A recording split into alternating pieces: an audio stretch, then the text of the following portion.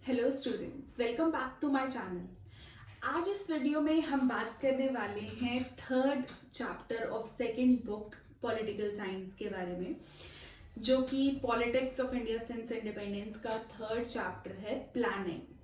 सो कैसे Indian economy को plan किया गया। अभी तक हमने पढ़ा कि क्या क्या चैलेंजेस आए थे हमारे सामने, इंडिया के सामने, जब इंडिया ने अपना न्यू जर्नी स्टार्ट किया आफ्टर पार्टीशन। कैसे पार्टीशन हुआ, क्या क्या उसके कॉन्सिक्वेंसेस रहे, क्या उसके रिजल्ट्स रहे, क्या फायदा हुआ, क्या नुकसान हुआ, क्या प्रोसेस था पार्टीशन का, किस तरीके से स्टेट्स जो हैं वो रीऑर्गेनाइज किए गए, बनाए गए लैंग्वेज के बेसिस पे। और उसके बाद हमने सेकेंड चैप्टर में पूरी डिटेल में कांग्रेस और कांग्रेस के सिस्टम को पढ़ा कि कैसे कांग्रेस जो है वो एग्जिस्टेंस में आई, कैसे वो सुप्रीम होती चली गई, कैसे इलेक्शन कमीशन का सेटअप हुआ। ये सब चीजें हमने बहुत डिटेल में फर्स्ट और सेकेंड चैप्टर में पढ़ी थी। इस वीडियो में जो मेन फोकस रहेगा वो प्लानिंग पर रहेगा कि कैसे हमने रियलाइज किया कि प्लानिंग बहुत ज़्यादा इम्पॉर्टेंट है और कैसे हमने उसको अपने इंडियन सिस्टम में जो है एम्बाइब किया। सो अब हम बात करेंगे डेवलपमेंट के बारे में इस वीडियो में। सो डेवलपमेंट का बेसिक मीनिंग क्या होता है, या किसे हम डेवलपमेंट कहेंगे, क्या हम मानेंगे जब हम कहेंगे कि एक कंट्री डेवलप हो गई। तो इस चीज की एक्सप्लेनेशन के बारे में जब हम बात करते हैं तो डेवलपमेंट का जो मीनिंग है वो सबके लिए बहुत अलग होता है। मान लीजिए मेरे लिए डेवलपमेंट होगा कि शायद मैं जिस दिन BMW खरीद लूं तो मैं कहूंगी कि हाँ, अब मैं पूरी तरीके से डेवलप हो गई। एक रिक्शा पुलर के लिए डेवलपमेंट ये हो सकती है कि उसके बच्चे अच्छे प्राइवेट इंस्टीट्यूशन में पढ़ाई कर लें और 3 टाइम्स का मील उसको मिल जाए, तो वो उसके लिए डेवलपमेंट होगा। तो सबके लिए डेवलपमेंट का जो बेसिक मीनिंग है वो बहुत अलग होता है। और इसीलिए जब हम कैटेगराइज करते हैं कि एक इंडिविजुअल डेवलप हो गया या एक कंट्री डेवलप हो गई, तो उसके जो पैरामीटर्स होते हैं वो बहुत अलग होते हैं। तो जब भी हम डेवलपमेंट को कैटेगराइज करने की बात करते हैं, वहां पर हम इस चीज का ध्यान जरूर रखते हैं कि सबके लिए डेवलपमेंट का जो बेसिक मतलब है वो बहुत अलग है। किसी के लिए डेवलपमेंट बहुत हाई प्रोग्रेस भी हो सकती है और किसी के लिए बहुत बेसिक मिनिमम स्टैंडर्ड्स को अचीव करना भी डेवलपमेंट हो सकती है। सो डेवलपमेंट का बेसिक मीनिंग एक ही चीज कहता है कि हर किसी के लिए अपनी कुछ सेट गोल्स को अचीव करना ही डेवलपमेंट हो सकता है। But it is very different from one individual to another, from one country to another, from one circumstance to another. इसीलिए डेवलपमेंट का जो बेसिक मतलब है वो भी हर इंडिविजुअल के लिए अलग है। नेक्स्ट जो एनसीईआरटी बात करती है वो करती है मॉडल्स ऑफ डेवलपमेंट के बारे में। सो बेसिकली अगर देखा जाए तो 2 मॉडल्स हैं डेवलपमेंट के, जिसके बेसिस पर हम कंट्रीज को डिवाइड करते हैं among developing, developed, under developed. तो वो जो 2 मॉडल्स हैं वो है लिबरल कैपिटलिस्ट एंड सोशलिस्ट। दोनों के ही बारे में आप बुक 1 में पढ़ चुके हैं। लिबरल कैपिटलिस्ट इकोनॉमी की अगर मैं बात करूं तो यूएस जो है वो इसका बहुत बड़ा एग्जाम्पल है लिबरल कैपिटलिस्ट इकोनॉमी का, जहां लिबरलिज्म फॉलो हो रहा है। इस टर्म का मीनिंग आपको अगेन मेरे इंस्टाग्राम पेज पर मिलेगा, सो उसे जरूर फॉलो कर लें अगर आपने नहीं किया है तो। कैपिटलिस्ट अगेन इसका भी मीनिंग आपको वहीं पर मिलेगा। सो हम इनके बारे में वैसे हम डिस्कस कर चुके हैं, कोल्ड वॉर वाले जो चैप्टर था उस वीडियो को भी अगर आप देख लेंगे तो आपके जो कॉन्सेप्ट्स हैं इसके बारे में वो क्लियर हो जाएंगे। तो लिबरल कैपिटलिस्ट की अगर मैं बात करूं तो इसका क्लियर एग्जाम्पल अमेरिका था, यूएस था। So liberal capitalist democracy, privatisation, existence of MNCs, इन सबको सपोर्ट करने वाला एक मॉडल ऑफ डेवलपमेंट है। और एक है सोशलिस्ट, जिसको कि यूएसएसआर फॉलो कर रहा था, जिसमें यही बात की जा रही थी कि स्टेट सपोर्ट सिस्टम जो है वो बहुत स्ट्रांग होना चाहिए, स्टेट सब्सिडीज मिलनी चाहिए, स्टेट ओनरशिप होनी चाहिए। और इसका भी मीनिंग आपको मेरे इंस्टाग्राम पेज पे बहुत डिटेल में मिल जाएगा। सो अपने कॉन्सेप्ट्स को जो है वहां पर आप क्लैरिफाई कर सकते हैं। सो उस पेज को जरूर फॉलो कर लें। सो अब बात करते हैं सोशलिज्म और कैपिटलिज्म की। सो एक मॉडल कह रहा है कि कैपिटलिज्म बेटर है और एक मॉडल कह रहा है सोशलिज्म बेटर है। और इसी के बेसिस पर जो पूरा वर्ल्ड है वो कैटेगराइज्ड है। जैसे जो डेवलप्ड कंट्रीज हैं, अगर मैं उनकी बात करूं तो वो पूरे तरीके से लिबरल कैपिटलिस्ट हैं। पूरे तरीके से वो MNCs, प्राइवेटाइजेशन, ग्लोबलाइजेशन पे डिपेंड है।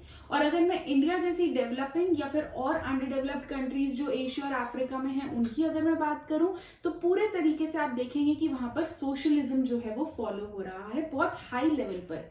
हाउएवर इंडिया जो है उसने एक मिक्स्ड इकोनॉमी का पाथ चुना था 1991 से हमने लिबरलाइजेशन, प्राइवेटाइजेशन, ग्लोबलाइजेशन को अडेप्ट किया था, जो अगेन एक बहुत ही लंबा टाइम है। अगर हम 1947 से उस ड्यूरेशन को देखें तो बहुत लंबे टाइम तक हम सोशलिज्म के प्रिंसिपल्स पे बिलीव करते थे, बिकॉज नेहरू की जो विजन थी वो एक सोशलिस्ट इंडिया की थी और इसीलिए उनका झुकाव USSR की तरफ था। बार बार मैं अपनी हर वीडियो में यही बात बोलती हूँ आपको। तो USSR जो है वो रिप्रेजेंट करता था सोशलिस्ट वर्ल्ड को, और लिबरल कैपिटलिज्म जो कि एक विनिंग आइडियोलॉजी साबित हुई है after the collapse of USSR, so वो आइडियोलॉजी पूरे तरीके से फॉलो की जाती थी by the developed world, specially America.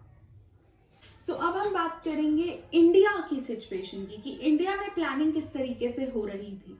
तो इंडिया में जो प्लानिंग थी वो एक बहुत ही मेजर ऑब्जेक्टिव को लेकर के चल रही थी, क्योंकि यहाँ पर बहुत ज़्यादा पॉवर्टी थी। हमने देखा कि कैसे जब हम पार्टीशन हुए तो हमारा इकोनॉमी बिल्कुल शैटर हो चुकी थी, और डेमोक्रेसी को बिल्ड करना, डेवलपमेंट लाना हमारा एक बहुत बड़ा एजेंडा था, सबसे बड़ा चैलेंज था हमारे लिए कि हम कैसे डेवलप करेंगे। तो रूरल पॉवर्टी थी, इलिटरेसी थी कंट्री के अंदर, माल नरिशमेंट थी, इकोनॉमी बिल्कुल शैटर्ड थी, और इन सब चीजों की वजह से हमारे लिए प्लानिंग जो है एक बहुत ही बड़ा चैलेंज था कि कैसे हम अपनी इकोनॉमी को ऐसा प्लान करें कि बहुत जल्दी हम उस सिचुएशन से बाहर आ जाएं।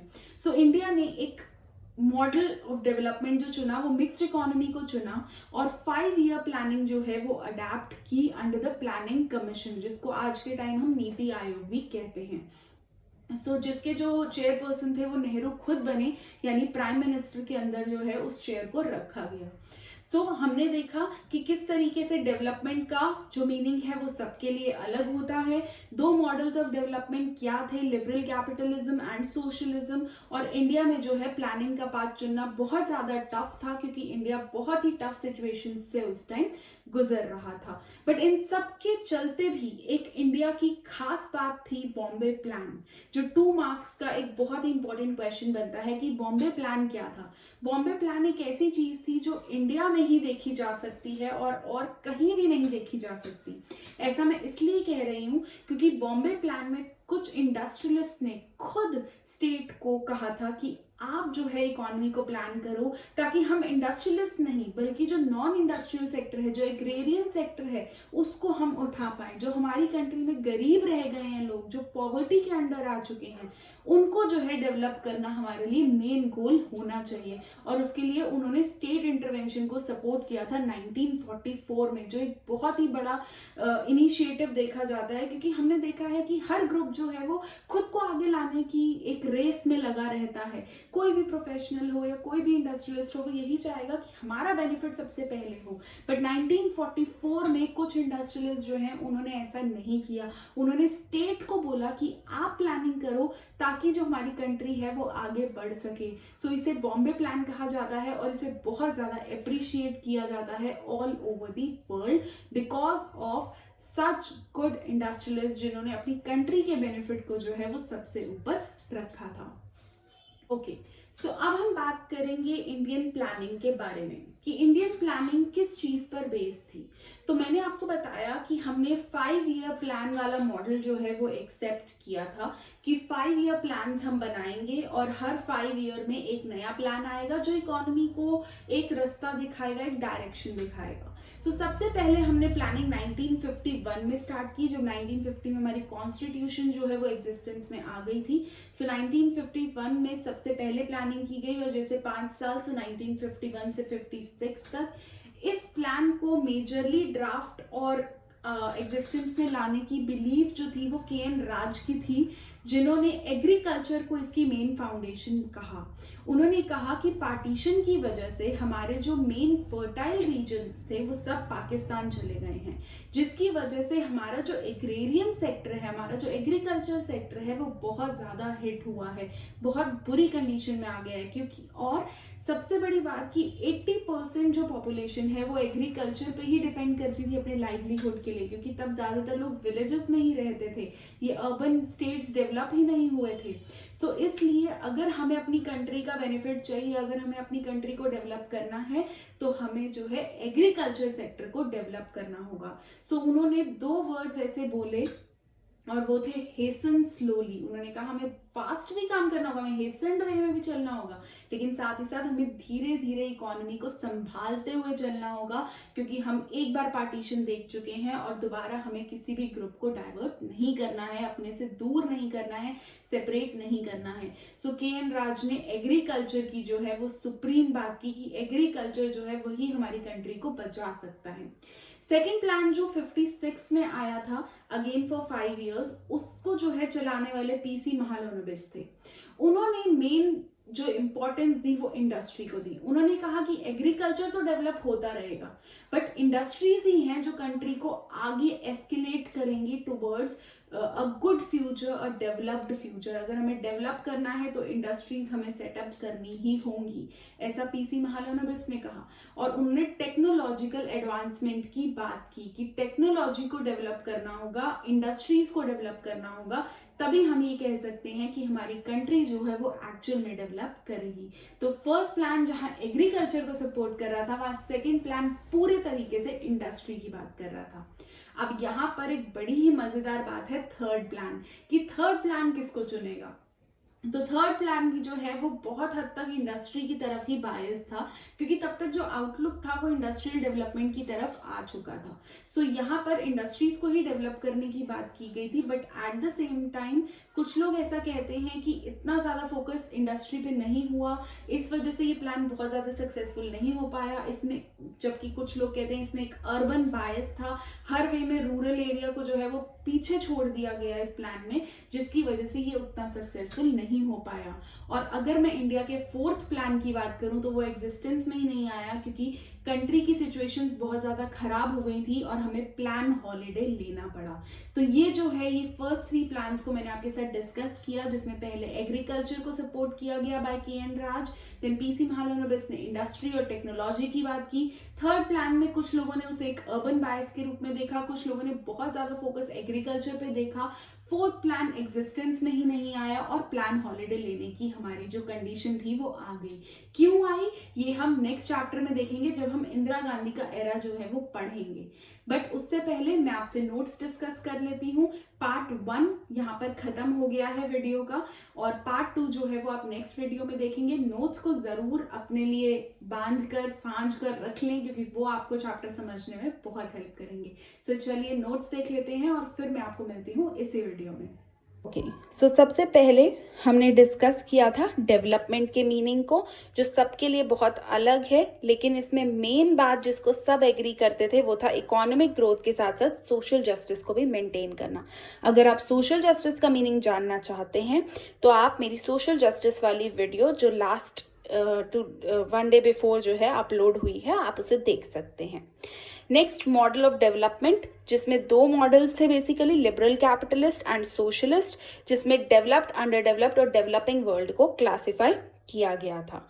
प्लानिंग इंडिया में की गई क्योंकि रूरल पॉवर्टी बढ़ रही थी, एग्रीकल्चर गिर रहा था और इकोनॉमी को रीबिल्ड करना था, और डिज़ाइन करने के लिए प्लान करना बहुत ज़्यादा ज़रूरी होता है। जैसे हम घर बनाते हैं तो हम उसको डिज़ाइन करने के लिए पहले प्लानिंग करते हैं, तभी वो घर सही से बन पाता है। विदाउट प्लानिंग जो भी आप काम करते हैं वो कभी भी अच्छे से नहीं होता।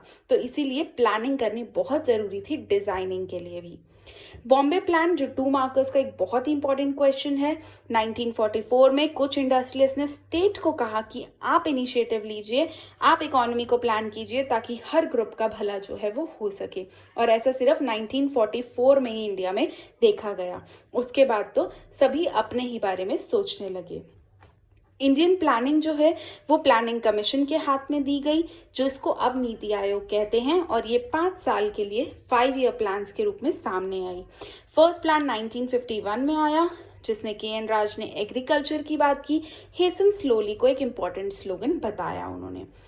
सेकेंड प्लान में पीसी महालनोबिस ने 1956 में इंडस्ट्री और टेक्नोलॉजिकल एडवांसमेंट को ही एक तरीका बताया जिससे कंट्री को प्लान करना चाहिए ताकि वो डेवलप हो सके। और 1961 के थर्ड प्लान जो है वो सेकेंड प्लान के काफ़ी सिमिलर था। अर्बन बायस कुछ लोग कहते हैं, कुछ कहते हैं एग्रीकल्चर को बहुत ज़्यादा इंपॉर्टेंस दी गई, सो इसलिए एक डिवाइडेड ओपिनियन जो है वो इसमें बरकरार रही।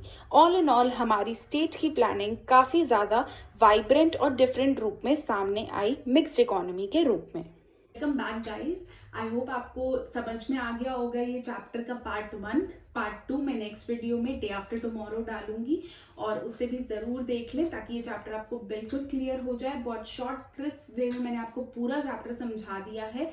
अगर आपको ये वीडियो पसंद आई हो तो इसे लाइक, शेयर, कमेंट करना बिल्कुल भी ना भूलें।